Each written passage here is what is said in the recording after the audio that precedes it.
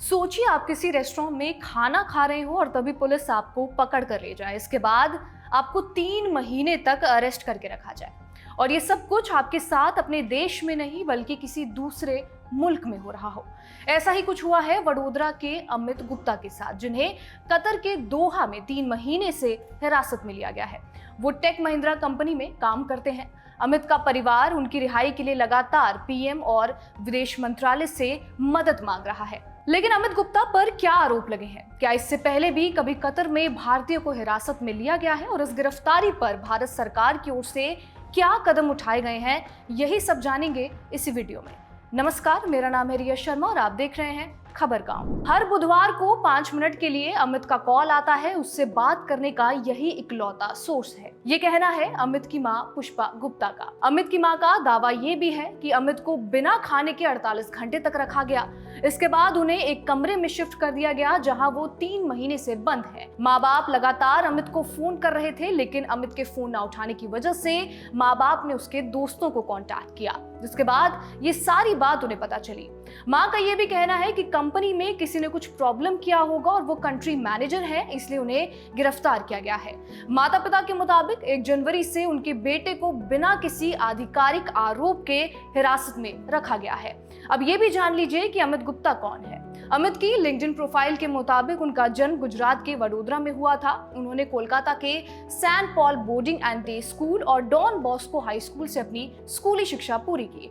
अपने कॉलेज के दिनों में वो लिटरेरी मैगजीन अभिव्यंजना के एडिटर थे और टेबल टेनिस खेलते थे और उनके करियर की शुरुआत 2002 में इमेजिनेटिव टेक्नोलॉजीज बड़ौदा में ही हुई, जहां उन्होंने 1 साल तक बिजनेस एसोसिएट के रूप में काम किया।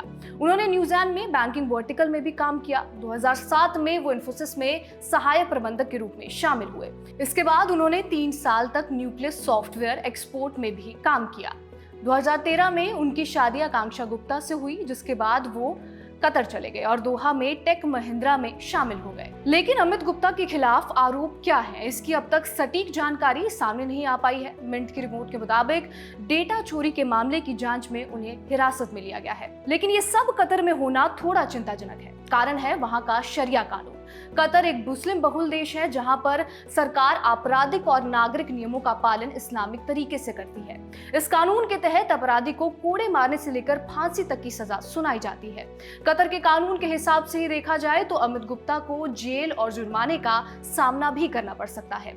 लेकिन क्या कंपनी ने इस मामले पर कुछ कहा है? एनडीटीवी की रिपोर्ट के मुताबिक टेक महिंद्रा के प्रवक्ता ने बताया, हम परिवार के साथ संपर्क में हैं, उन्हें हर जरूरी मदद दे रहे हैं।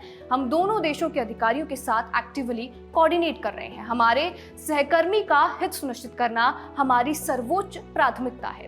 अमित के पिता जगदीश ओएनजीसी के एक रिटायर्ड इंजीनियर हैं, जिन्होंने बताया कि कतर की एजेंसीज ने उन्हें हिरासत में लिया था।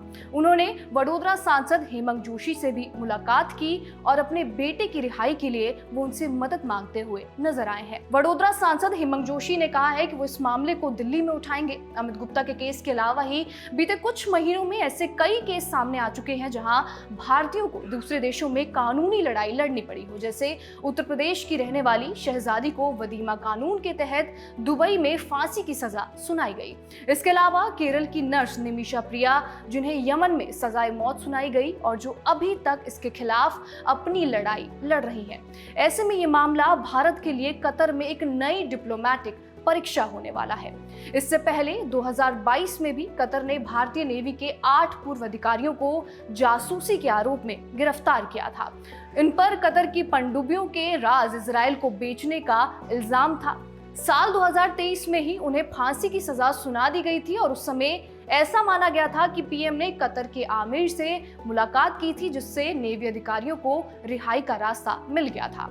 तमाम कोशिशों के बाद साल 2024 में उन्हें रिहा कर दिया गया था।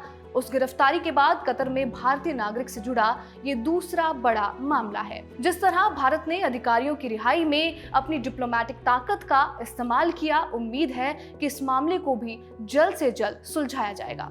आपको ये तमाम जानकारी कैसी लगी हमें कमेंट करके जरूर बताएं और अगर वीडियो पसंद आया हो तो खबरगांव को सब्सक्राइब जरूर कर लीजिएगा। ये वीडियो रिकॉर्ड की है हमारे साथी मोहम्मद इरशाद ने। धन्यवाद।